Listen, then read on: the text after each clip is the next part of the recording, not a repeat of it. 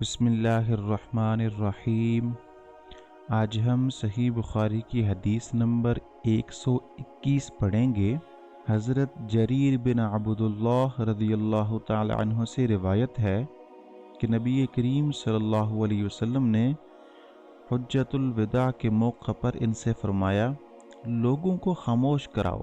اس کے بعد آپ نے فرمایا، اے لوگو، میرے بعد ایک دوسرے کی گردنیں مار کے پھر کافر نہ بن جانا۔ رسول اللہ صلی اللہ علیہ وسلم نے نصیحتیں فرمانے سے پہلے حضرت جریر کو یہ حکم دیا کہ سب کو خاموش کرایا جائے تاکہ لوگ توجہ کے ساتھ بات سنیں۔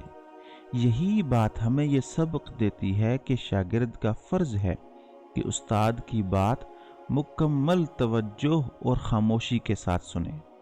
حضرت جریر رضی اللہ تعالیٰ عنہ سن 10 ہجری میں حجۃ الوداع سے پہلے ہی اسلام قبول کر چکے تھے۔ یہاں کافر بن جانے سے مراد یہ ہے کہ انسان کافروں جیسے کام کرے، اور کافروں کا شیوا کیا ہے؟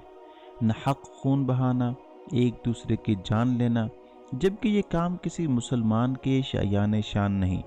افسوس، نبی کریم صلی اللہ علیہ وسلم کی اس واضح نصیحت کے باوجود تھوڑے ہی عرصے بعد امت میں فتنے اور فساد شروع ہو گئے جو آج تک جاری ہیں۔